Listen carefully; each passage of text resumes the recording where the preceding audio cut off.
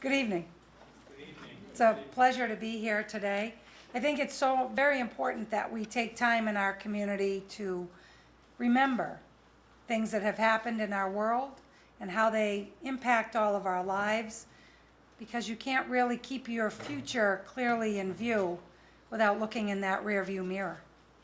And oftentimes history repeats itself, and I think part of what our responsibility is, both individually and collectively, is to make sure that doesn't happen again in some of those things that we certainly know better about. Earlier today, I was at the New Hampshire Holocaust Memorial here in Nashua. I'm quite proud that Nashua is the only community in the state of New Hampshire to have such a place. And this evening, Mr. Fred Teboom will be speaking to you, and of course, as many of you in this room know, he spearheaded those efforts through a vision that he had, a mission that he was dedicated to make that happen. And in spite of many odds, he actually did that. And it occurred to me today when I was there that if you look at the location, and while we're speaking, you can hear drilling and car work and the water running and the cars going by, that here is this remarkable place right in the middle of our city. And much like the Holocaust, there were some that were oblivious to it, right? Some that ignore that something is going on at all. And yet here it is, this little place. And I found that rather telling. And I think it makes me feel like it's the perfect place to have that memorial. With that, I'll take a moment and read the recognition that we've prepared. The Days of Remembrance of the Victims of the Holocaust. Considering that the annual Days of Remembrance of the Victims of the Holocaust is an 8-day period that was designated by the United States Congress for civic commemorations and special educational programs that help citizens remember and draw lessons from the Holocaust. And Nashua is home to the New Hampshire Holocaust Memorial. And considering that the history of the Holocaust, no matter how horrific, offers an opportunity to reflect on the moral responsibilities of individuals, societies, and governments. We should always remember the terrible events of the Holocaust and remain vigilant against hatred, persecution, and tyranny. And considering that the Nazi Party believed that Germans were racially superior and that Jews were an alien threat to the so-called German racial community. Significant historical evidence proves that the vast majority of Holocaust victims prior to their deportation to concentration camps were either unaware of the fate that awaited them or were in disbelief of the information that they had received. And considering that the Holocaust was the state-sponsored, systemic persecution and I'm going to say this word wrong, I know how to say it. Annihilation, that's not right. Thank you, very good. Thank you. Of European Jews by Nazi Germany and its collaborators between 1933 and 1945. 6 million Jews were murdered, and some historians use the definition of the Holocaust that includes the additional 5 million non-Jewish victims of Nazi mass murders. And considering that the Holocaust Days of Remembrance is a time where the rescuers, liberators, and survivors share their stories and vow never to forget. For people of all faiths and ethnicity who value humanity and live as ambassadors of respect for all mankind will never forget the terrible events of the Holocaust and its victims. Now accordingly, I, Donnelly Lozo, Mayor of the City of Nashua, New Hampshire, do hereby recognize April 12th through April 19th, 2015 as the Days of Remembrance of the Victims of the Holocaust in memory of the victims of the Holocaust and their families, and to honor the survivors. And thank you for your help in sharing this message.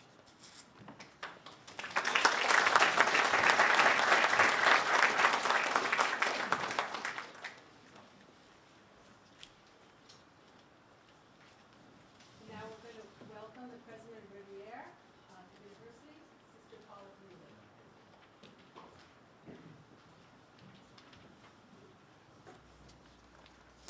Dear friends, welcome to Riviera University as we once again, as a nation and a community, join together in observance of Holocaust Remembrance Day. This year marks the 70th anniversary of the liberation of the concentration camps, which bring an ever more solemn remembrance of the unspeakable evil that entered the 20th century. It was a time when hatred, bigotry, intolerance, untold violence, death, and destruction were inflicted upon our Jewish brothers and sisters. Though some spoke, silence abounded. Though some protested, collusion proliferated. This evening we remember so that our children and generations to come will never forget. We mourn the sins of the past, knowing that these shameful crimes are a stain on humanity itself. It is a privilege for us to join with Temple Beth Abraham this evening in presenting the speaker, Consul Ralph Schutte. His topic, The Holocaust and German Identity Today, represents an essential and deeply felt consideration of past realities so that we may join our voices as one human family and cry, never again, never forget. Our welcome and gratitude goes to the Holocaust Remembrance Committee for tonight's program, and we offer all this evening shalom.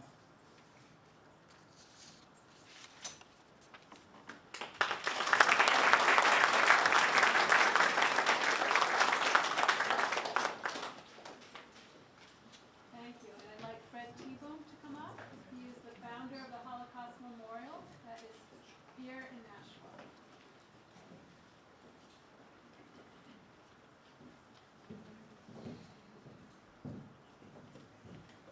Good evening.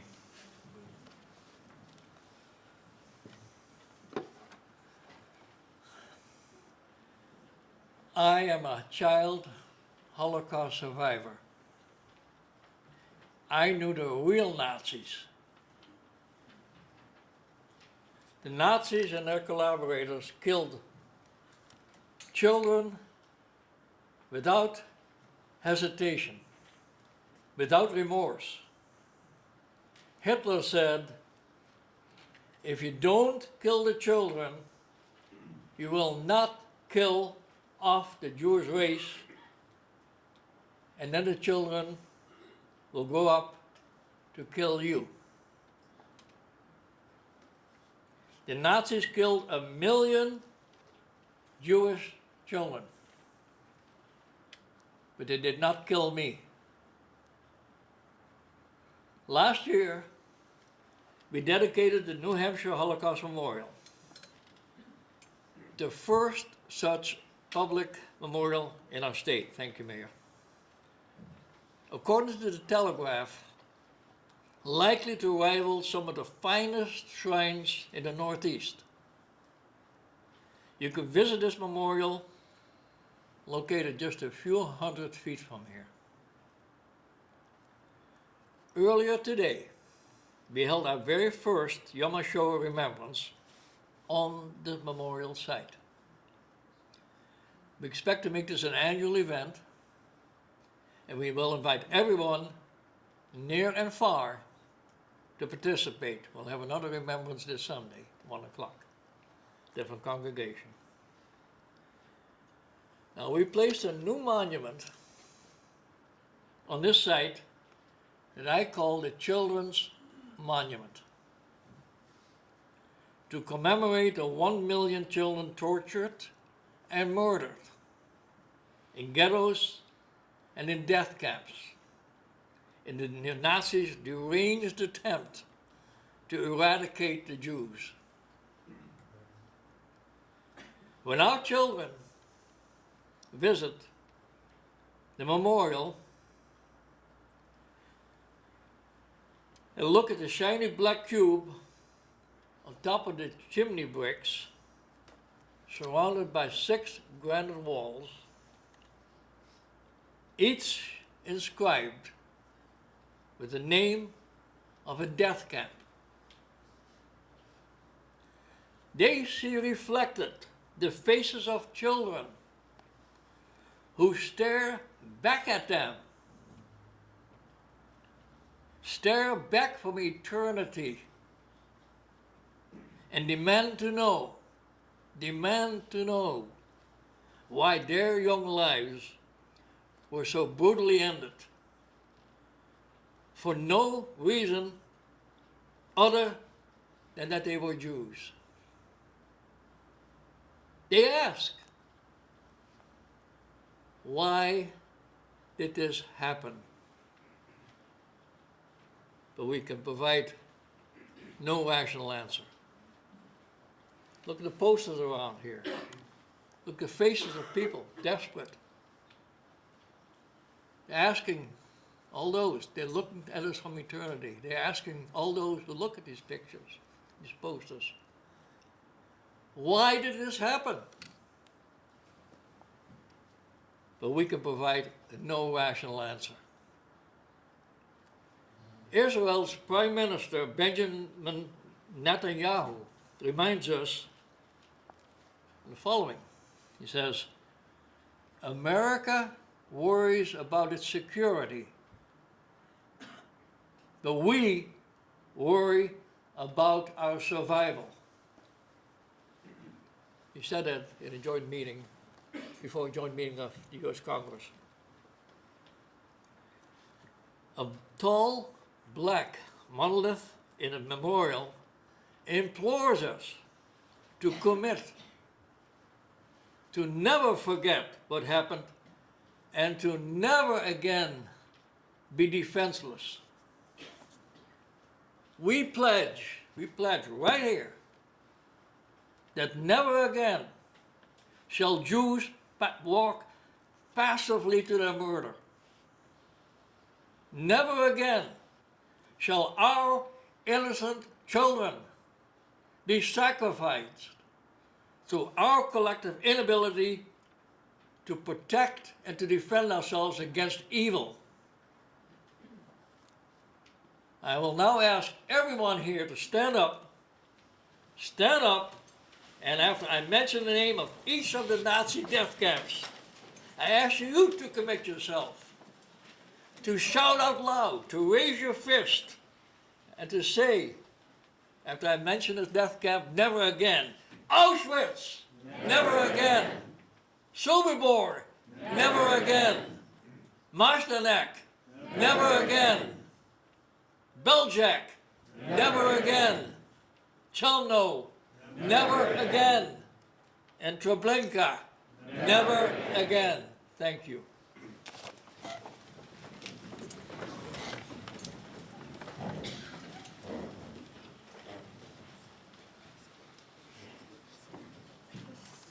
Thank you, Fred. It is so important to hear from survivors. Good evening. I'm Cheryl Rich Kern. I'm a member of Temple Beth Abraham. And with Rivier University, we've put this event on for close to 20 years. Our collaboration demonstrates how people from different faiths and backgrounds can observe Holocaust Remembrance Day, a commemoration of the 6 million European Jews who perished during the Holocaust. Before I introduce our speaker tonight, I need to bring up what might seem to some like the elephant in the room.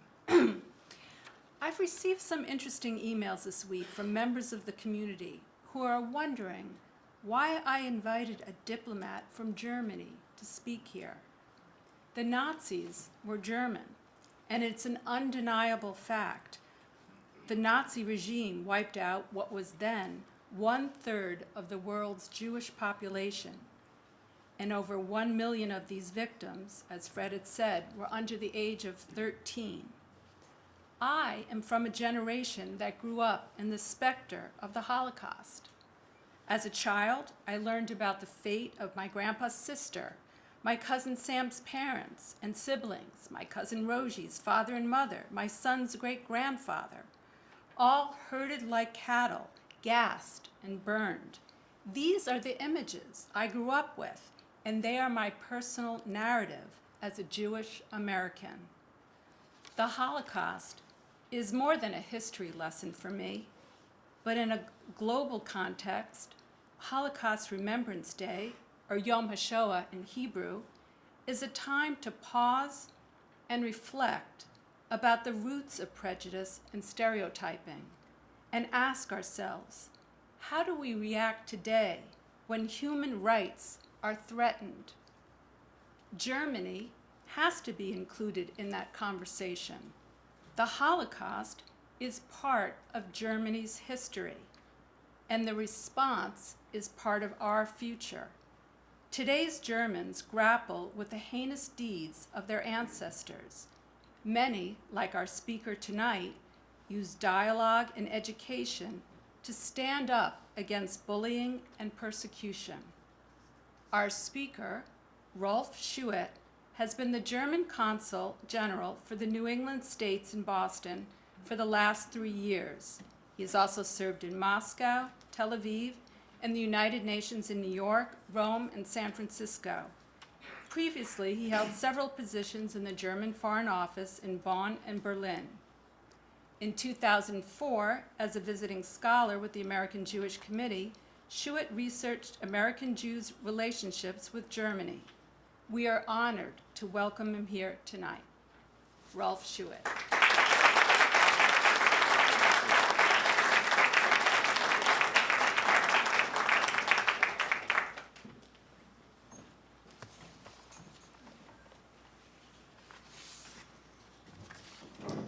Ladies and gentlemen, good evening. Shalom.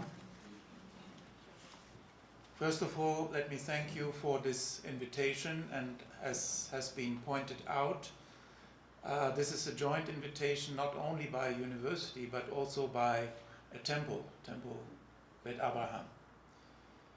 And this is not the only invitation that I have received in these days, these weeks of remembrance, weeks of remembering the Holocaust. Last Sunday I spoke in Boston, Faneuil Hall, at the annual event of the Boston Holocaust Survivors Association upon invitation from them. Spoke at other events organized by the AJC. Next week I will speak at Temple Emmanuel in Newton, later this month at Hebrew College. The focus of these speeches varies slightly from one event to another, but what they all have in common is the fact that I have been invited to speak predominantly to Jewish audiences, and if I'm not mistaken, probably also tonight that's no exception.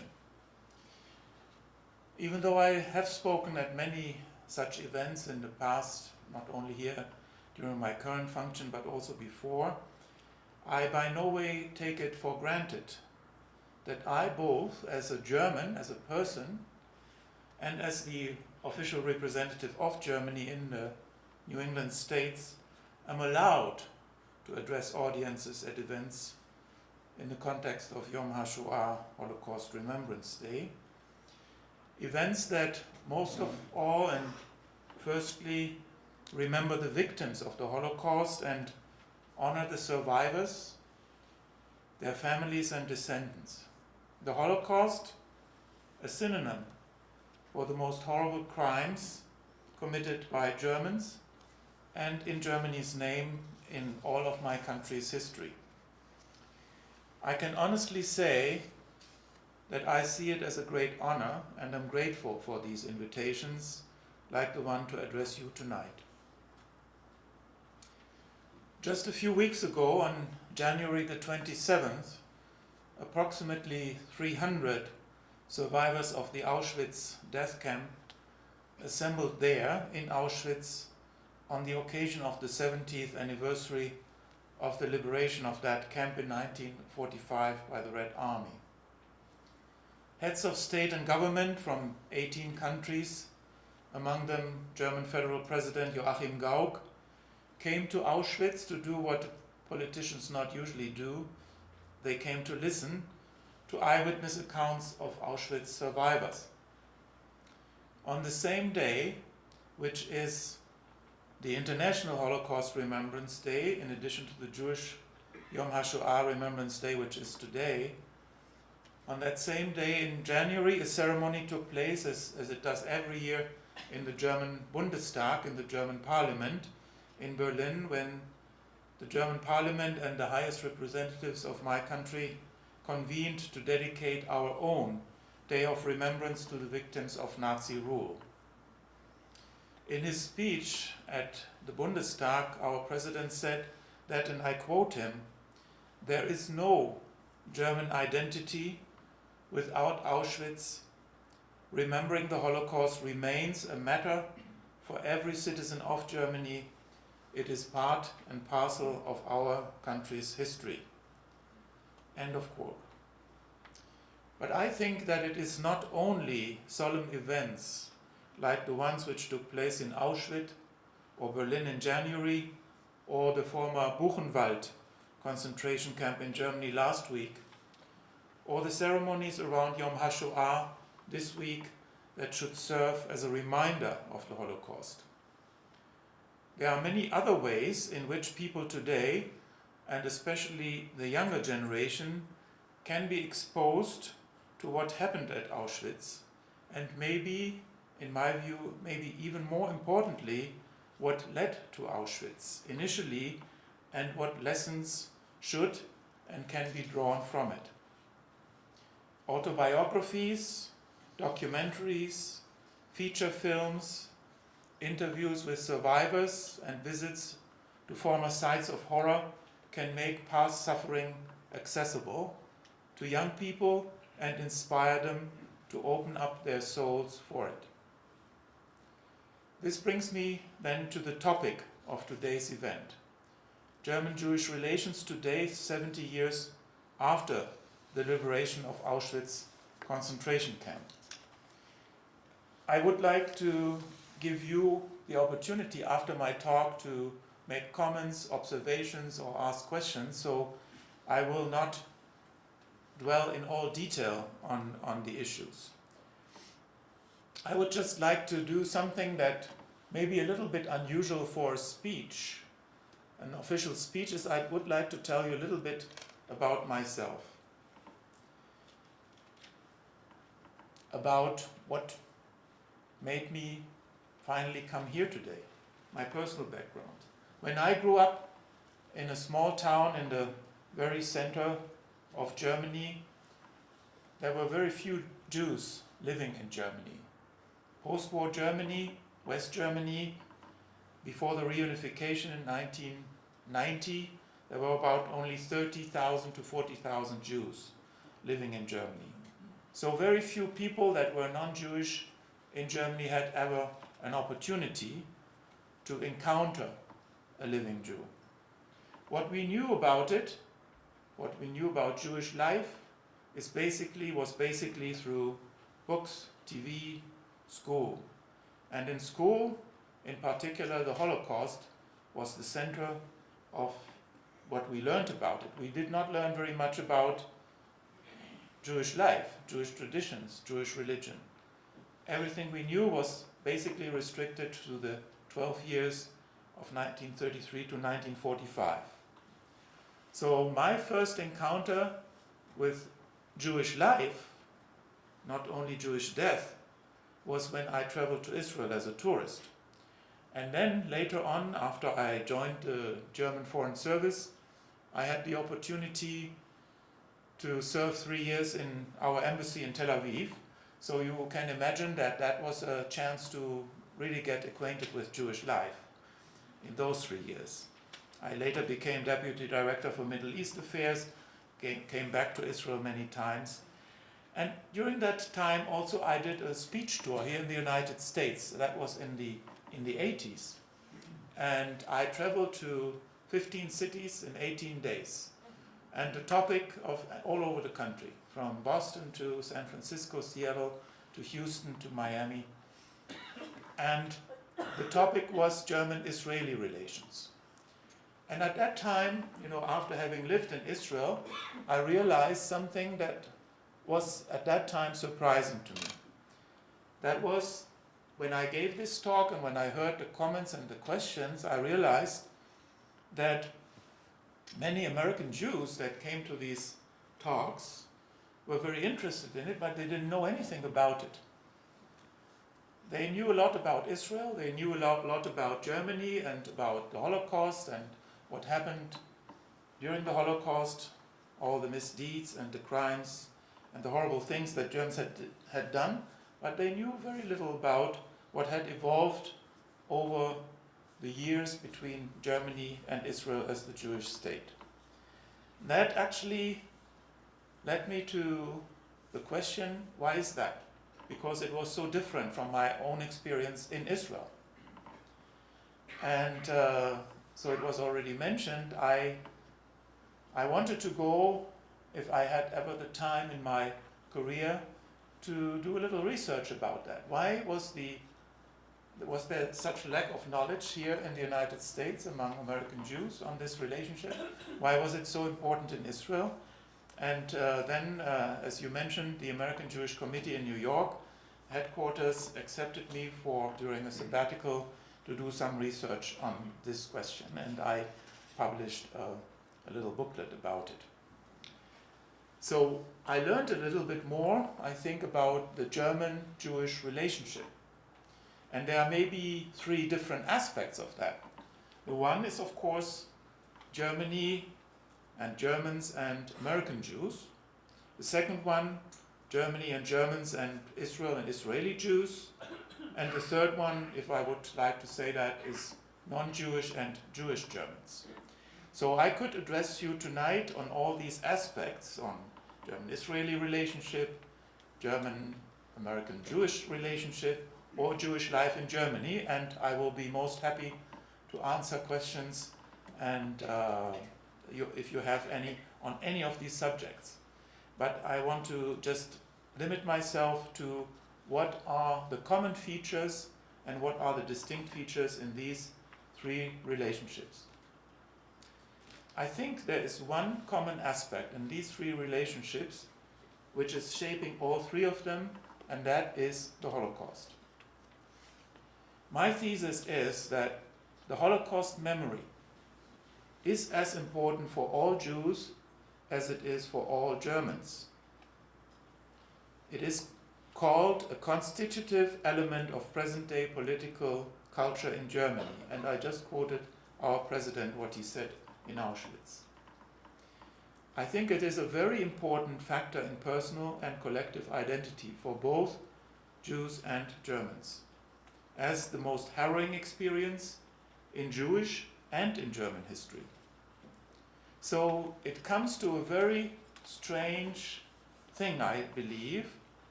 The Holocaust is an element that both separates and binds Germans and Jews like no other two peoples.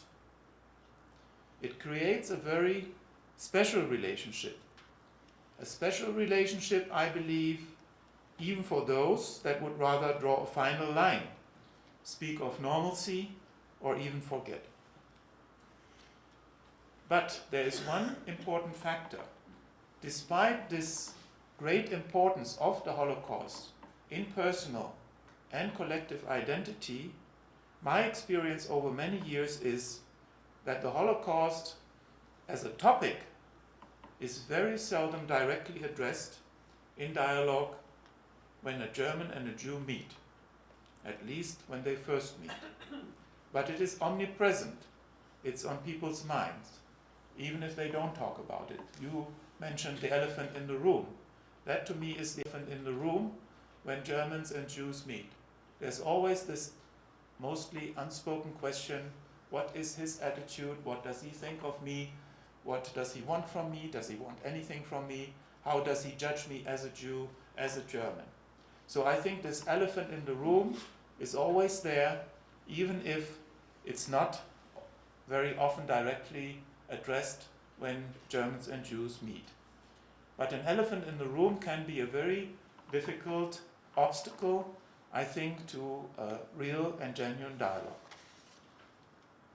So what is Germany's and Germans' attitude towards the Holocaust?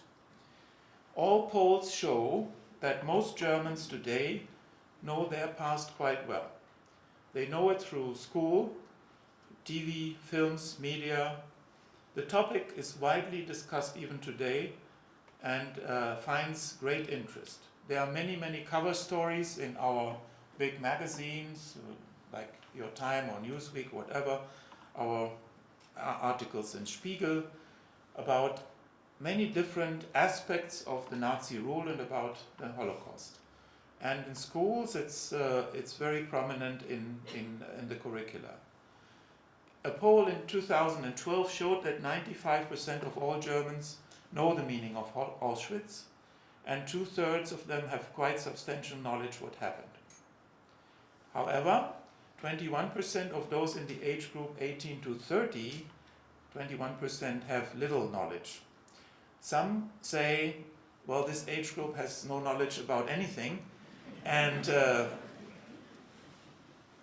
there may be something to it, but it's a challenge, and I think that challenge must be addressed.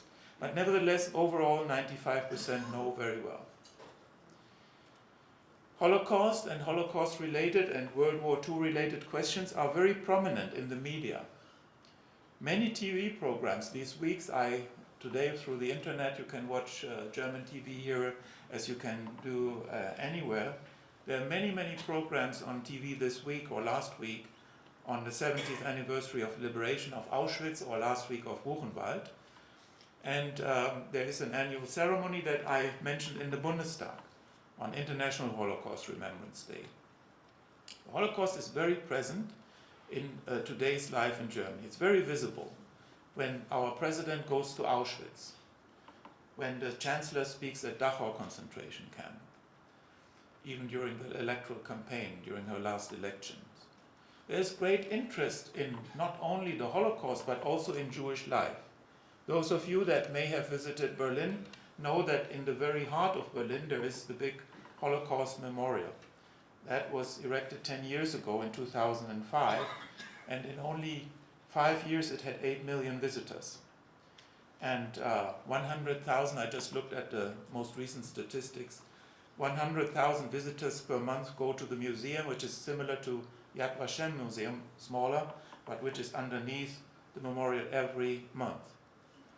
The Jewish Museum in Berlin, which is separate from that, that's about Jewish history, is the second most visited museum in Berlin, in a city which is very rich in museums, 170 museums, and nevertheless the Jewish Museum is the second most visited. So that shows what I've told you in the very beginning, that many people in Germany do still have the same impression that I had when I grew up, knowing quite a bit about the Holocaust and about the Jews being persecuted, discriminated, and killed, but very little about Jewish life, traditions, and religion.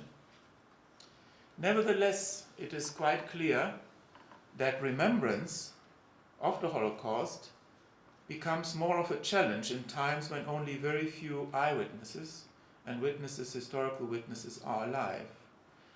We have to look at the fact that today, from age group, it's already the 4th post-Holocaust generation that is being in education. And even when I look at the Jewish community in Germany, the presidents, the recent presidents of the Central Council of Jews in Germany were already born long after the Holocaust has finished. So, in view of politicians and intellectual elite, the Holocaust is as important as before for Germany, and most Germans know what happened. The difference is, I think, how do Germans in general see the Holocaust or see themselves against this background and their own identity. Here I would distinguish 3 groups.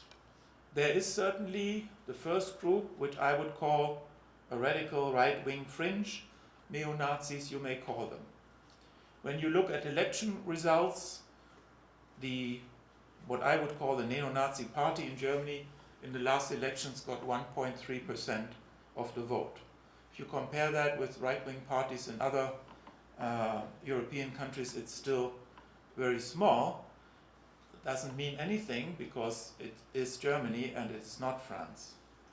So even though that maybe a right-wing party in France or in Greece or in Hungary in percentage are much stronger, we have to be very attentive to these facts. And there is a group of sympathizers that may be much bigger than 1.3%. There have even been attacks on anti-Semitic attacks in the past, that 90% of anti-Semitic violence in Germany was committed by people that I would say belong to this very extreme right-wing fringe. The new form of anti-Semitic violence comes more from Islamist sources. We were, so to say, fortunate in Germany that we haven't had a terrorist attack like the ones in France or in Belgium, or most recently also in Copenhagen. But also in Germany there are violent acts, anti-Semitic acts, as the numbers may not sound very, very big, but they are increasing, and especially last year during the Gaza conflict, there were also demonstrations in the streets where there were slogans that people would not expect to be heard again in German streets. According to polls, about 20% of all Germans have latently anti-Semitic views. So this group, this right-wing fringe, as I said, maybe 5% or something, they also know about the Holocaust. They also know the fact. They deny it, but for political reasons.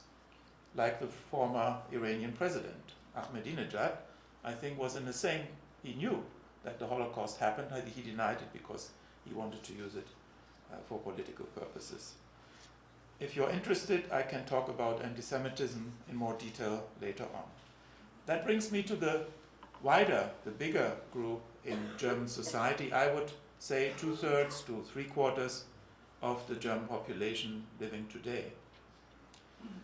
All polls show that this vast majority of Germans today feel a kind of collective shame for the crimes committed by Germans, and they share basic taboos of post-war and post-Holocaust politics in Germany, saying that it's German responsibility for Holocaust and World War II, but they don't feel any personal guilt, which is no surprise because a personal guilt, living today, you must be at least 90 years old to have been even potentially involved in that, in the crimes committed.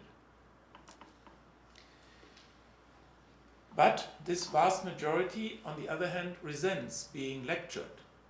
2/3 in polls feel angry when Germans today are criticized because of the Holocaust crimes. 52%, and that brings me back to the elephant in the room, 52% are afraid of slipping, of saying the wrong things when it comes to discussing Israel and Jewish issues. And 42% in the most recent poll for just a few days ago say that they have had enough of feeling responsible for the Holocaust, feeling personally responsible for the Holocaust. Another poll said that 16% see the National Socialism and only 0.5% the Holocaust as a determining factor for their self-image. That is, it does not prevent Germans today anymore, I would say, to have a positive self-image as Germans and to identify with their country, which was a little bit different until about 20 years ago. There's also something that a colleague of mine at the HAC, a person that knows Germany very well, that he said the unending burden creates something of a guilt fatigue, and even collective shame is a heavy burden.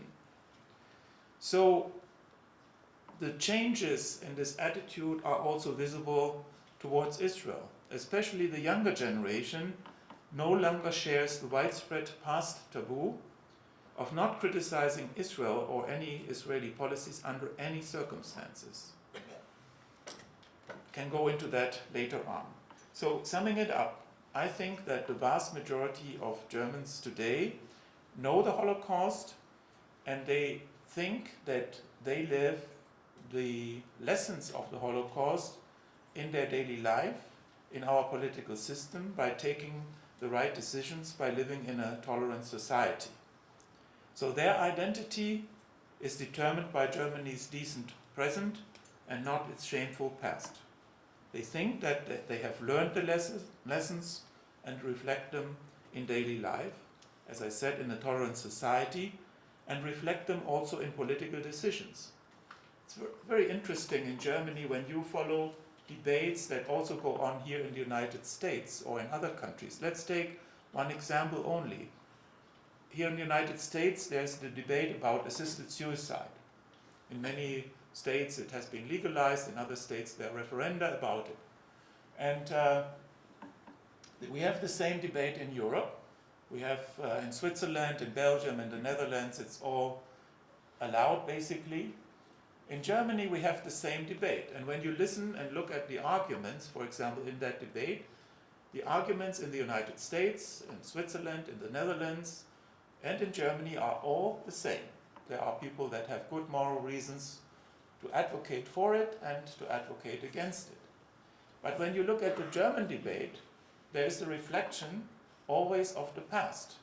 That means all the other arguments are there, but then there is an additional argument, is what does the Nazi past teach us in this context? Because the Nazis, as you may know, also persecuted, handicapped, and had the so-called euthanasia program. And so this is an additional element that comes into play in Germany when political decisions are being taken. I will give you another example from foreign policy. You may remember that a few years ago there was this big conflict between Hezbollah and Israel on the northern border of Israel. And the world came to the conclusion that one way to curb the terrorism that came from Hezbollah across the border to Israel was to prevent arms coming into Lebanon to Hezbollah, so they couldn't use that anymore. So the question was, or the decision was, that we had to have a naval blockade to prevent ships from bringing weapons to Hezbollah. But who would get involved in that naval vessel blockade? Which countries would be able to do that? So there was a big debate in Germany, should Germany be involved in that? And the debate again went to and fro, and why not, and there was this argument, well, we actually cannot get involved in this naval blockade because it might lead to even potentially a situation where a German soldier, a German marine on a German naval vessel would get into conflict with an Israeli vessel in this kind of conflagration. So in the end, it could mean, even though theoretically, that a German soldier might even have to shoot at an Israeli soldier, meaning a Jewish person. So government and public opinion said that is inconceivable that a German would, even though a very remote possibility, shoot at an Israeli Jewish person. The debate only turned around, so it didn't come to an end. It only turned around at the moment when the Israeli government asked the German government, please get involved in this naval blockade because we trust you more than most of the other countries. So, but as I wanted to just indicate, the Holocaust and what's related to it is very, very present, not only in the media, in discussions, in public debate, but it also has a lot of impact today on domestic political decisions or on foreign policy decisions. That is what I wanted to say about the large majority of Germans. They have also learned a different lesson from the Holocaust than, for example, Israel has, or many Jews have. Germans came to the conclusion after the Second World War that the most important lesson that we have concluded is being responsible not only for the Holocaust but also for the Second World War is never again war. Do not use military force to reach solutions. Jews, many Jews at least, came to an opposite conclusion, and I think you have alluded to that right in your address right now. That means never again victims. So never again war, never again victims is not the same thing. So it is a big challenge, for example, for the German government when it wants to take more responsibility in the international sphere. One of the examples was the one I told you about the Lebanon intervention, but also getting German soldiers involved in foreign conflict, even for the right political, moral reasons, like formerly to prevent another genocide in the Balkans. But it is very clear that even today, after Germany has been militarily involved in Afghanistan, in the Balkans, and in some other areas, not in Iraq, it's still only 16% of the population are ready to involve military force in the solution of any conflict. So this prevailing pacifism is a big challenge even for the government that says sometimes we have to get involved. But this is another aspect that I want to underline, saying how much the past is present in political decision making in Germany. But most Germans see Germany today as a normal country like other European countries do. So now I have a choice, or you have a choice, you should tell me more or less. I could now address two other subjects. The one would be the relationship between Germany and Israel. I mentioned in the beginning that I have the feeling that it's here in America in general, but also with American Jews, is a subject that is not very well known. And together with my Israeli colleague, for example, we will have several events this spring together, and because this spring we will celebrate the 50th anniversary of the establishment of diplomatic relations. So we will have several events talking about it, and joint events with the American Jewish Committee in the month of May. And so I will just say a few words about it, because this relationship has been called by many observers, also very high-ranking Israeli observers, not only a special relationship, but also a miracle, because the relationship is so close and so dense and so good and friendly that many Israeli politicians have called Germany Israel's best friend internationally, just next to the United States. So this intensity of this relationship is quite amazing, also given the background and Israel not only being the Jewish state, but also the state with the highest number, of course, of Holocaust survivors. And if you're interested, I'm quite happy to talk about some aspects of this relationship. Most recently, for example, last week, in the security part of this relationship, a sixth German submarine was delivered to Israel, and that is very important for Israel defense. And it's a little controversial also in Germany, because these submarines are most likely being equipped with nuclear weapons, and with the very pacifist mood prevailing in Germany, many people in Germany are not so very happy if we export weapons, especially those that can be used in a nuclear confrontation, potentially, hopefully not. And 1/3 of that financing is actually also even from German subsidies. But nevertheless, even though the government knows that there is some hesitation in public opinion and in the media about the delivery, even this sixth submarine was decided to be delivered only last week. The last aspect I could talk about, if you're interested, is a little bit about Jewish life in Germany today. Maybe just a few facts. Before the Nazis took power, the Jewish population in Germany was approximately 600,000.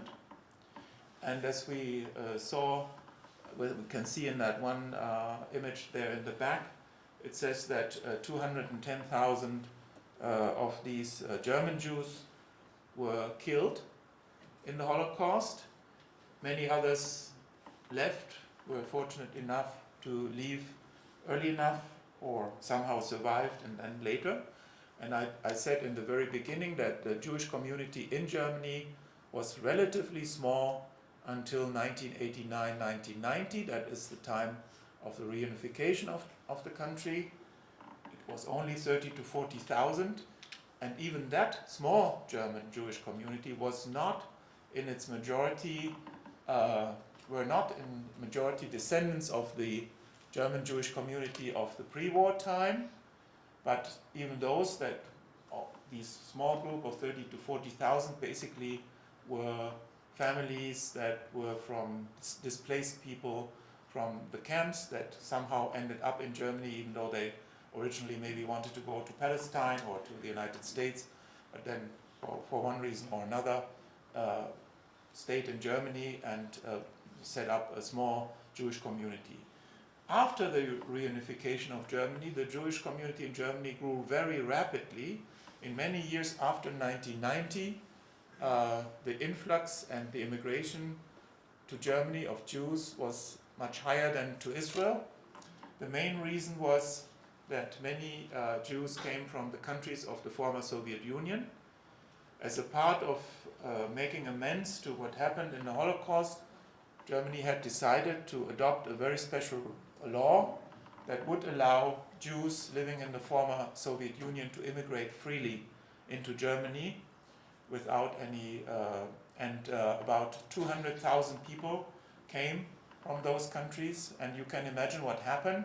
There were 30 to 40,000 small communities, mainly Orthodox, and then came 200,000 Soviet Jews, let's call them. They were not only from Russia, but Ukraine, the Caucasus, and so on, and came with a very different cultural background, and it was a big challenge for the small congregations in Germany, existing congregation, to integrate these so-called Russian Jews. So 200,000 came, 30,000 to 40,000 were already there, but not all of them registered with the Jewish congregations. Many of them disappeared somehow, or didn't identify, or whatever. So today we have registered Jews in congregations about 108 or 120,000 in 108 congregations all over Germany. Of course, most of them, the majority of them living in big cities, especially in Berlin, in Frankfurt, in Munich, and so on. Berlin has, of course, the biggest Jewish community in Germany today, but also with a great challenge, because 80% of the Jewish community in Berlin today are Russian Jews, and there were even some votes whether Russian should be the official language of those congregations, which was not only always very easy to integrate. And interesting enough, there is a very new wave of immigration that nobody expected, actually. In Berlin alone, we have now 20,000 young Israelis living that came to Berlin for various reasons. And my friends in the Jewish community in Berlin tell me it's not much use to them because they don't never come to a synagogue. So, but 20,000, that's a new aspect of the, let's say, the old German Jews that were left, that are still quite visible in public life, because entertainers, some politicians, and so on, are actually representing the, let's say, what's left of the old pre-war, pre-Holocaust German Jewish community. Then, as I said, after the war, the displaced people that were mainly survivors from camps, mainly from Central Eastern Europe, not German origin. And now, of course, the Russian Jews forming the large majority, and then the latest edition, these 20,000 or more young Israelis. So there is a kind of active life, a Jewish life, but it is quite different from the Jewish life in Germany before the war. And I want to end this introduction, so to say, with a little story that I experienced, which tells you a little bit about what it's about. When I was a visiting scholar at the AJC, the executive director, David Harris, invited me to go to the annual fundraising event of AJC in Florida. And I said, yeah, that would be very interesting to me. And in that context, I met a lady, an elderly lady, I would say, who came up to me during that conference, and she said, with a very heavy German accent, in English, though, she asked me whether she could speak German with me. And I said, no, of course. And then she started to speak German, and of course, immediately after 2 sentences, I knew that she was from Berlin. And so she talked in her Berlin dialect with me, and she said to me, oh, in German, of course, in Berlin German, oh, you know, they say that there is Jewish life in Germany and in Berlin today. And I said, yes, of course, and you have seen it, yeah. Have you seen it? And I said, yeah. She says, I go to Berlin every year, 2 or 3 times. Yeah, I said, then you must have seen it, she said, in her Berlin accent. That's Jewish life? That's not Jewish life. When I lived there, we went to the symphony, but now they listen to klezmer music.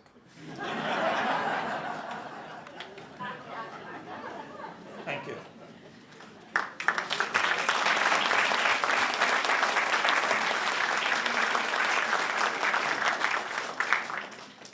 So, any remarks, comments, questions? Please. To what extent are there conversions to Judaism, Philozen, in Germany today? I have no numbers about conversions. I have a few friends that have converted 3 or 4 women, but I have no, I don't know how many. Oh, okay, so not enough that it's on the landscape. No. You know when the Stolperstein, can you talk a little bit about those? Yeah. Stolperstein is a word that means stumbling block, little stumbling block.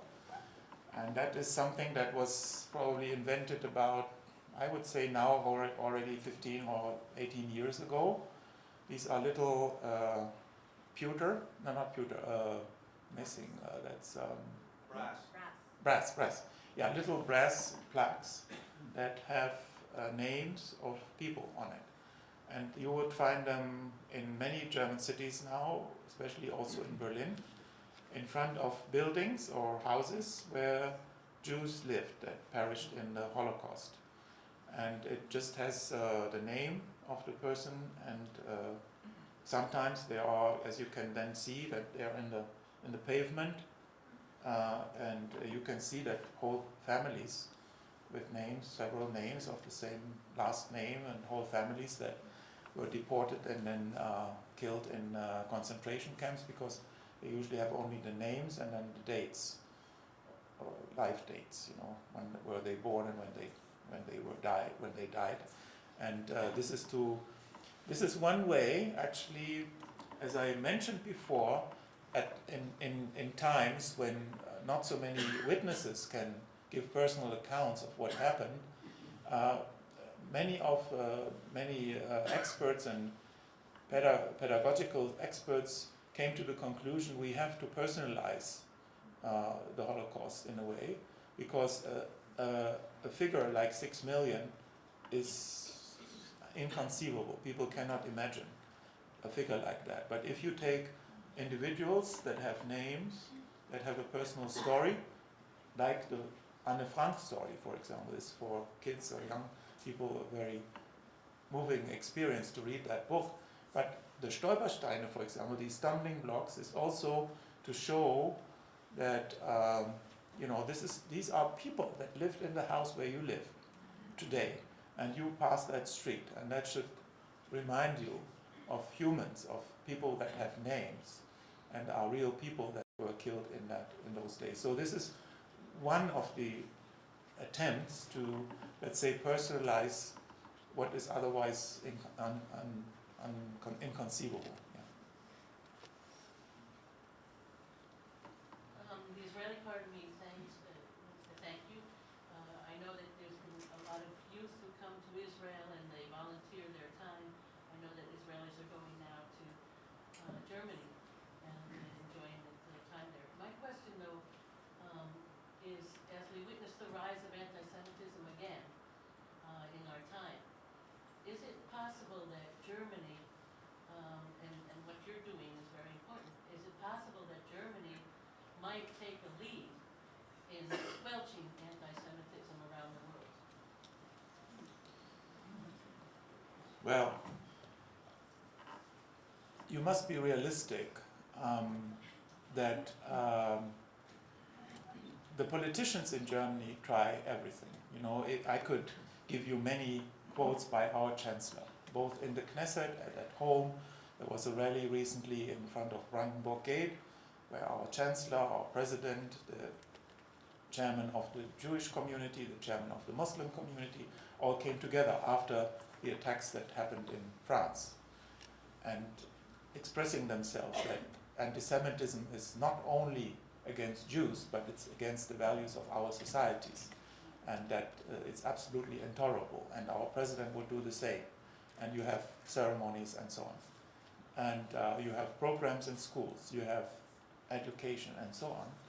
And that in that way, I don't think that there is so much. I recently listened to a speech by the French Prime Minister, also after the attacks in Paris, and he was also very clear and in condemning what had happened and saying that what the French government would do. So I think basically it's a process that you have to approach from many different sides: the political side, the civil society, and the media, and people in public life. My personal view is that even if you look at countries like the United States, I mean, there are anti-Semitic attacks, and I think the problem is that we must be realistic.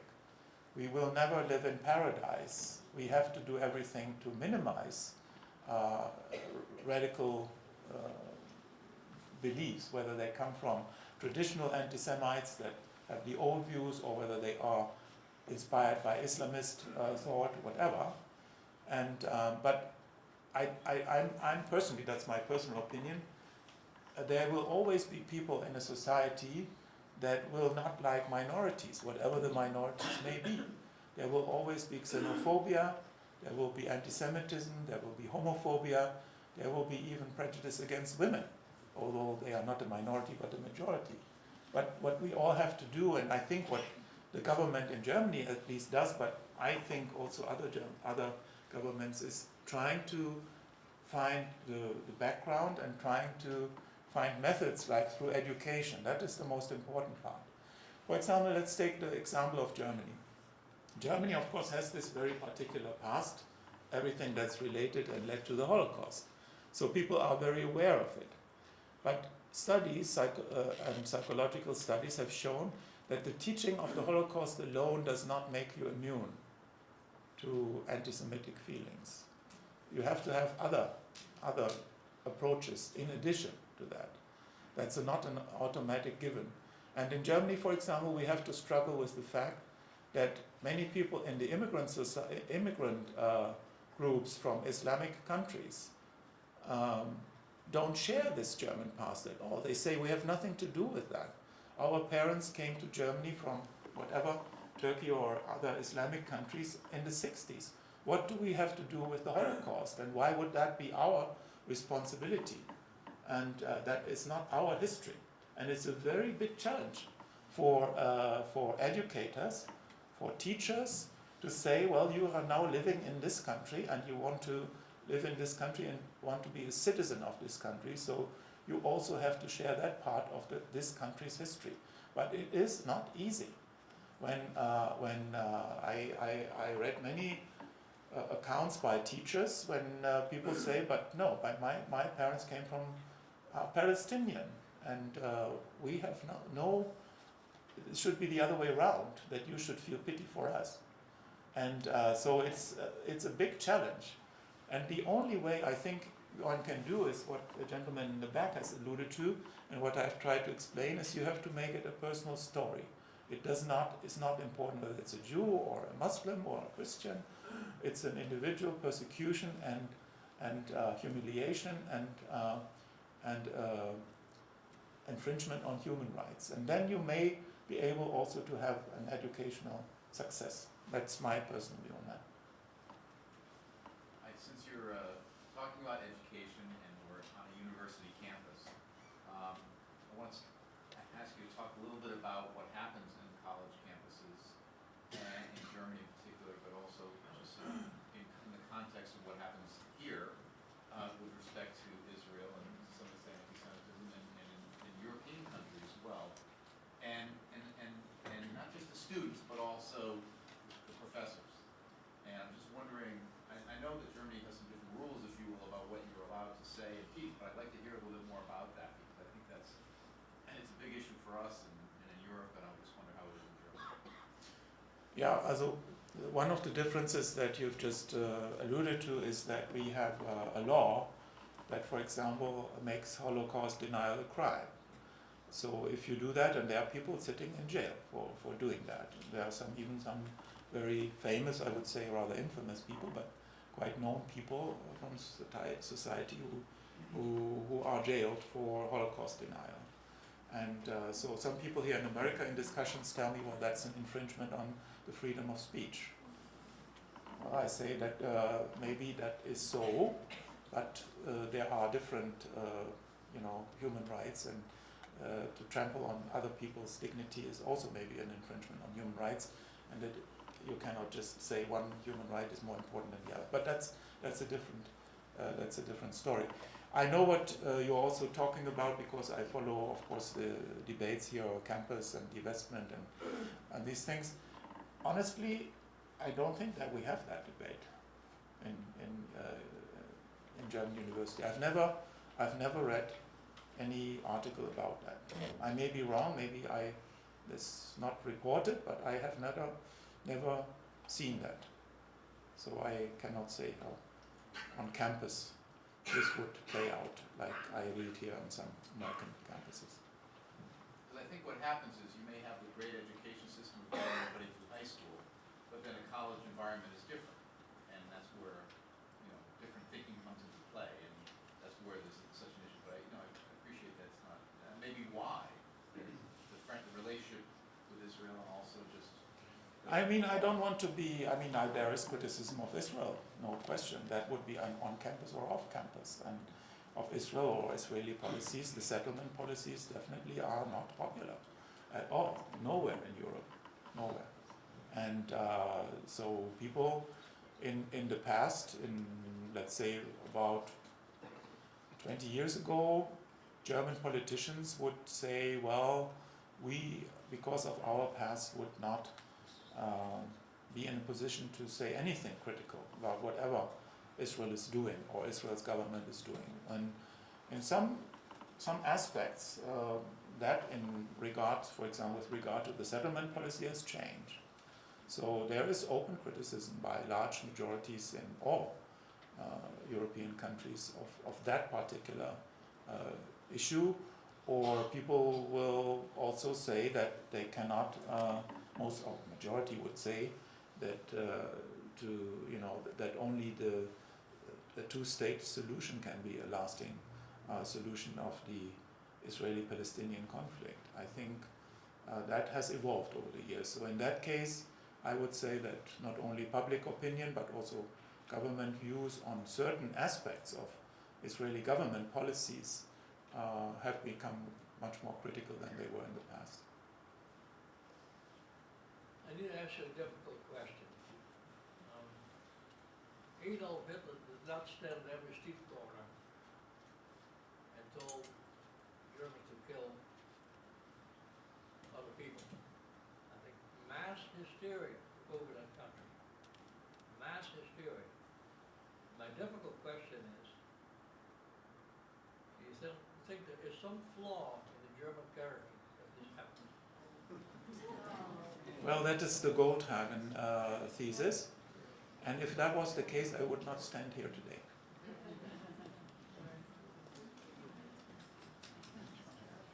Sorry. That's it.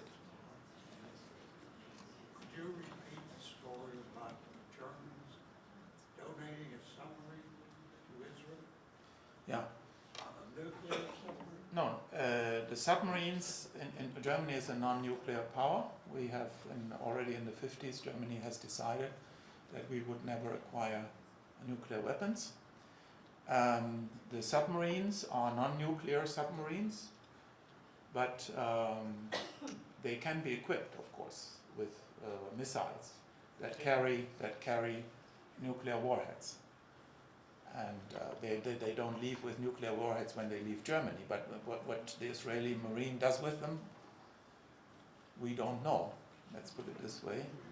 And but as officially we know that there is no Israeli nuclear program. But therefore, there is some criticism that, being a non-nuclear power and being so adamant in what I've explained, prevailing pacifism, and that we should not, increase the danger of nuclear conflict. In the public debate, there is some criticism. But the government has underlined many times, the Chancellor has done that even in the Knesset in 2008, and saying that Israel's security for Germany is a raison d'etre, is a basic fundamental principle of German politics and German post-war history, and our responsibility for Israel's security is such that we even deliver these kind of, well, submarines are not weapons, but this kind of armaments.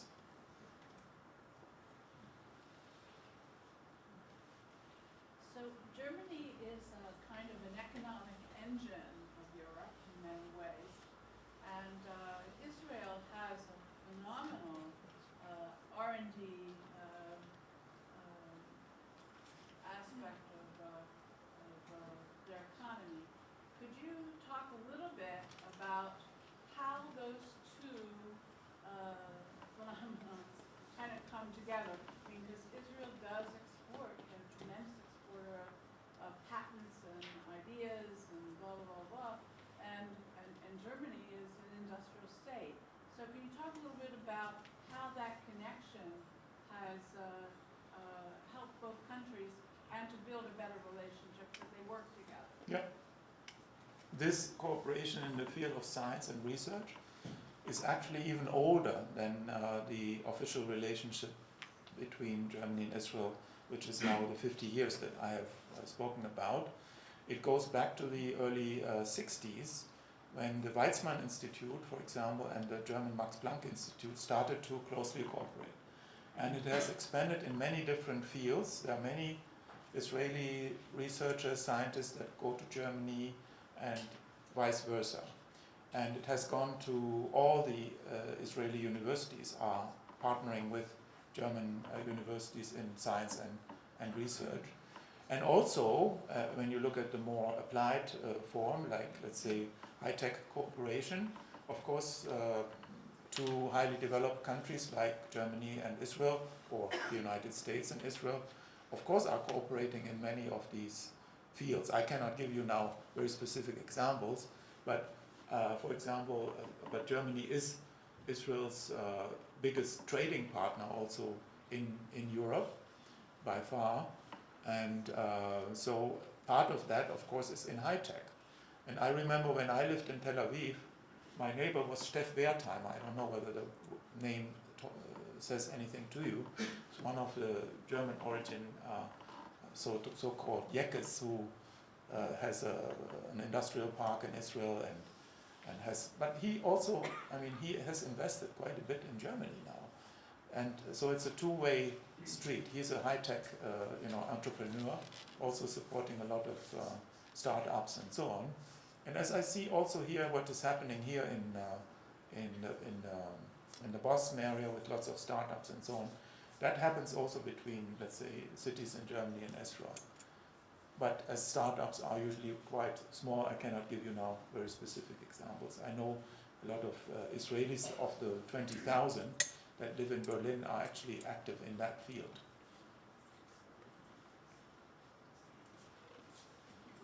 In light of the fact that this is Holocaust Remembrance Day, I would just like to share an experience that I saw traveling.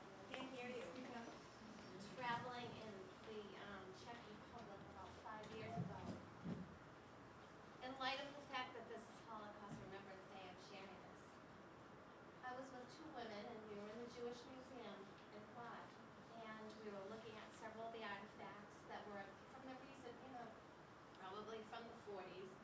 And looking at some of the artifacts as well as some of the Nazi documents. So we started talking with a German couple. And the German couple said to us, we've never seen a Jew. And then they followed that by, what does a Jew look like? And I would just like to say that what's flawed in their thinking, that those two Germans in their late 20s, maybe they'd never seen a Jew, but what's flawed in their thinking that they would think that a Jew would look very different from us or from them? How many Americans think that same thing? Right. Well, that day, I in the very beginning, I said, when I grew up, I had never seen as a in my youth, I'd never encountered a living Jew. So everything I knew about it was from books and education, and very little about Jewish religion, for example. So when you talk about Prague, a Jewish museum, you know the background of that museum is, of course, that the Nazis wanted to keep that as a museum of a dead culture. And that's why in Prague you can actually see original documents and artifacts and so on that were basically destroyed by the Nazis in other parts of the occupied Europe. And even if you go to the Jewish Museum in Berlin today, which is, as I said, one of the most popular museums, most of them are copies because there was not very much left of, let's say, actual Jewish life artifacts and menorah, whatever, in Germany. Most of it was destroyed during the Nazi years. My point is, though, is that what's flawed in the thinking of these kids that think that there's something that looks I different? can tell you, I don't know. And that I find What can I say to that? I don't know these people. What's going on in there?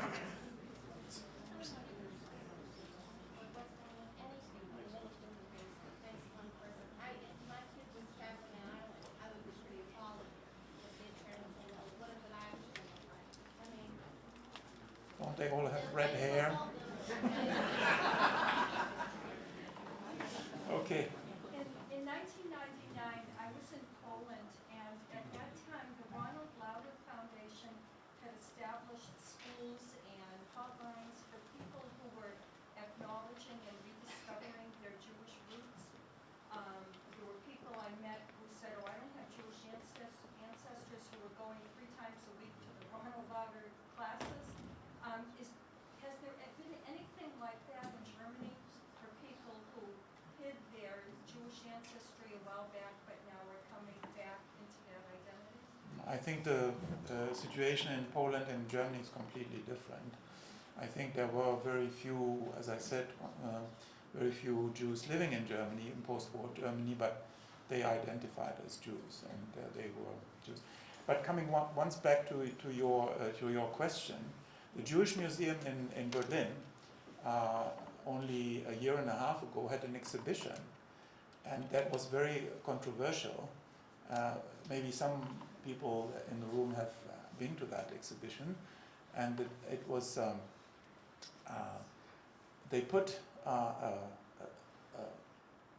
glass cage, kind of cage or whatever, an aquarium type, in the museum, and they put individual Jews in there. And so people could go and ask questions. So what makes you Jewish? What is What do you think about this? What do you think about that? And this was not something that some strange German invented, or a young kid that has strange ideas in its head. But this was the Jewish Museum, because in fact the situation is different.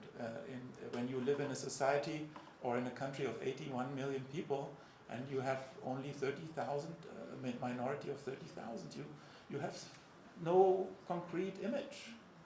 And I don't want to defend what they said or so, but I say that a youngster would ask a question like, how does a Jew look like? I mean, if you never have met one, I mean, looking at this room, I don't know how many of you are Jewish, but I mean, that's my experience, of course. I have had this opportunity.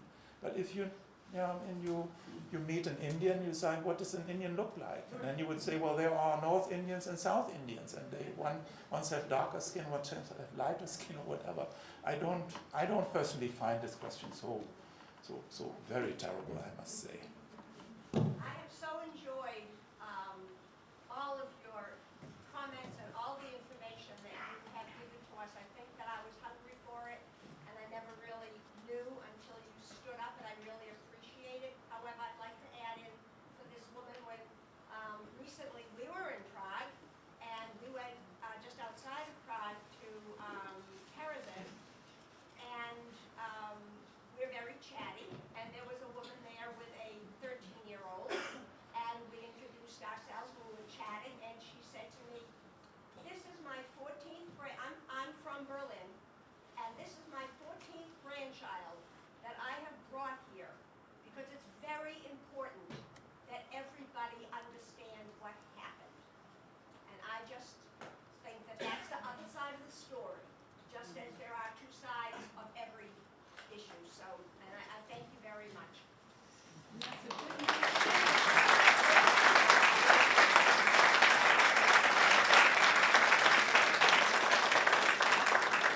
So I invite you all to stay. We're going to have a brief memorial service followed by the tikva, and the musical performance will be by Song of the Lark, the duo, Al and Sue.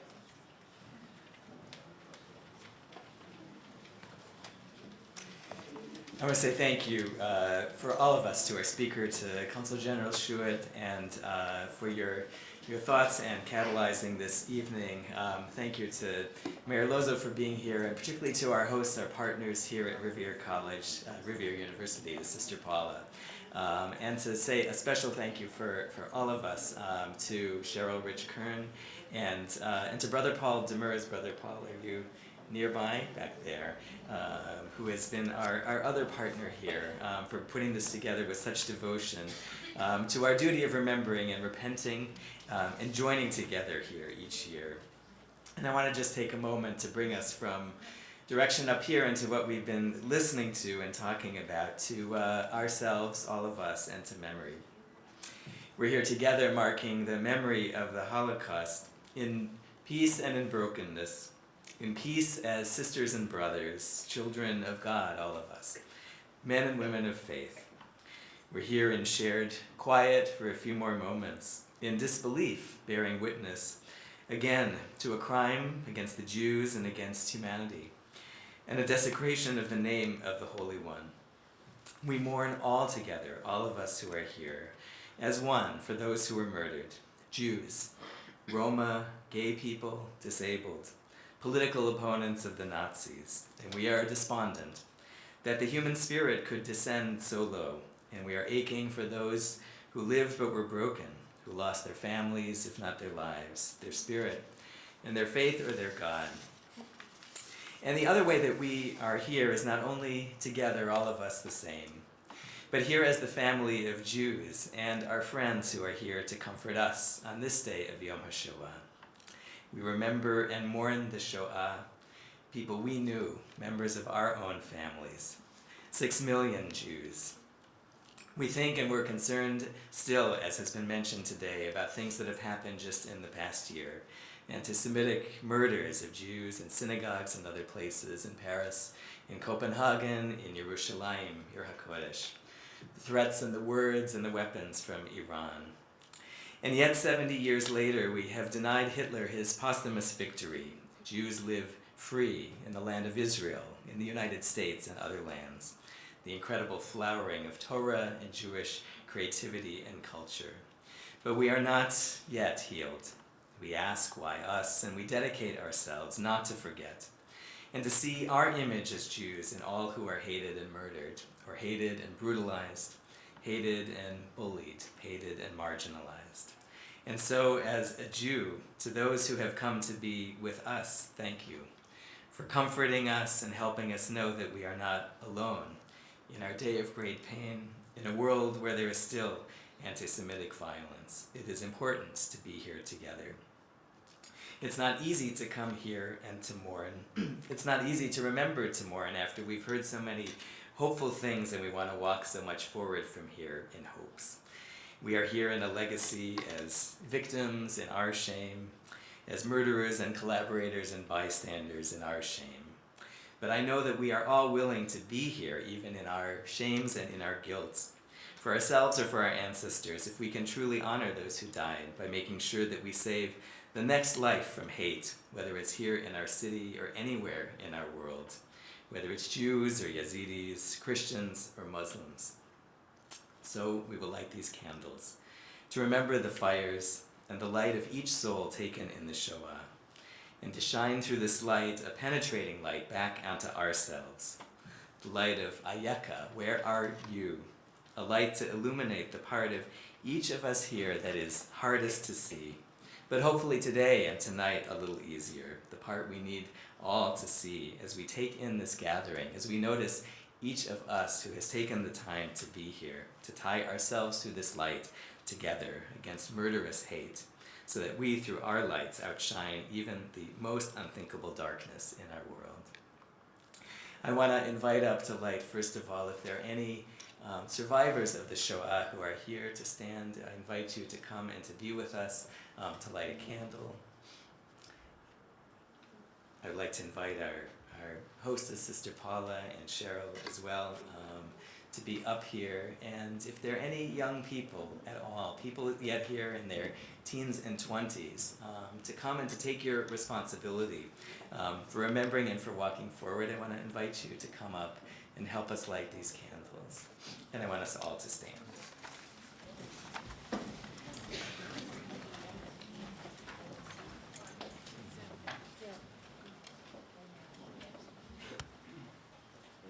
I see. Perhaps one more young person back in the back row. Do you have the...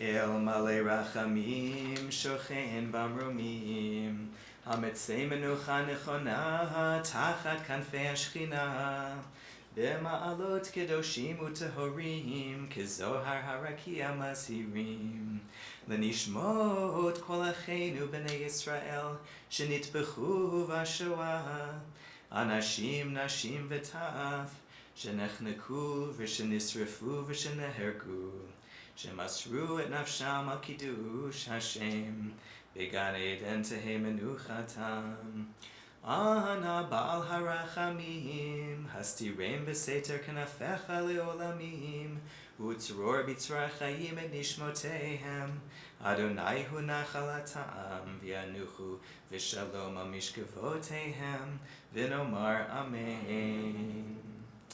Exalted, compassionate God, grant infinite rest in your sheltering presence among the holy and pure to the souls of our brothers and sisters who perished in the Shoah, men, women, and children of the house of Israel, 6 million, who were slaughtered and suffocated and burned to ashes. May their memory endure and their souls be bound up in the bond of life.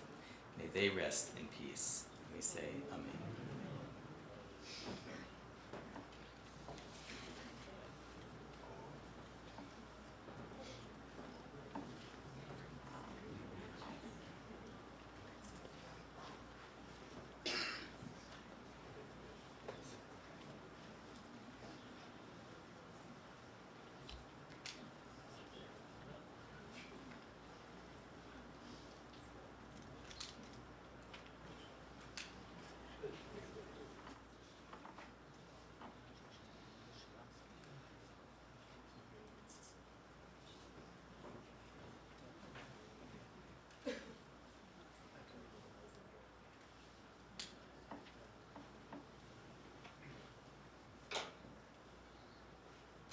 inside your programs is the Kaddish for the Shoah, which we'll say responsively. Yitgadal, V'yitkadash, Shemei Rabbah, B'yalma Divra Kirute, V'yamlich Malchute, B'chayechon U'v'yomechon, U'v'chayei Dechol Beit Yisrael, Ba'agala U'vizman Kariv, V'yimru Amen. Yehei Shmei Rabba Mevorach Le'olam U'omei Amaya, Yitbarach V'yishtabach, V'yitpa'ar V'yitromam, V'yitnaseh V'yithadar, V'yit'aleh V'yithalal, Shemei Dekudsha, Brichu La'ela, Min Kol Birchata V'shirata, Tushbechata V'nechamata, Da Amiran Be'alma, Ve'imru Amen. Yehei Shlama Rabba Min Shemaya, V'chayim Aleinu V'al Kol Yisrael, Ve'imru Amen. Oseh Shalom B'romav, Hu Ya'aseh Shalom Aleinu V'al Kol Yisrael, Ve'imru Amen. And we'll conclude our ceremony tonight by singing together Hatikva, the Hope.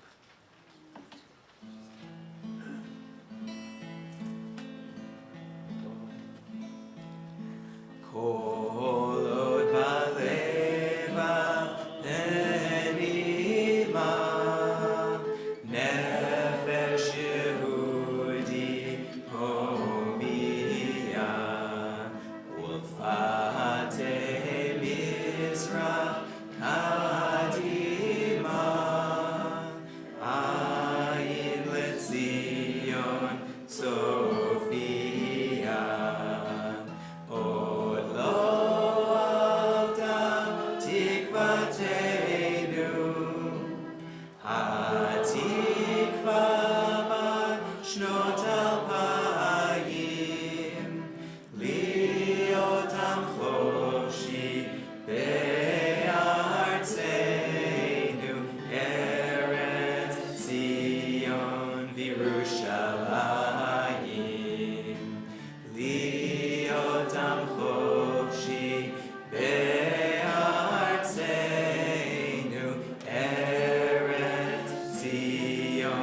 Be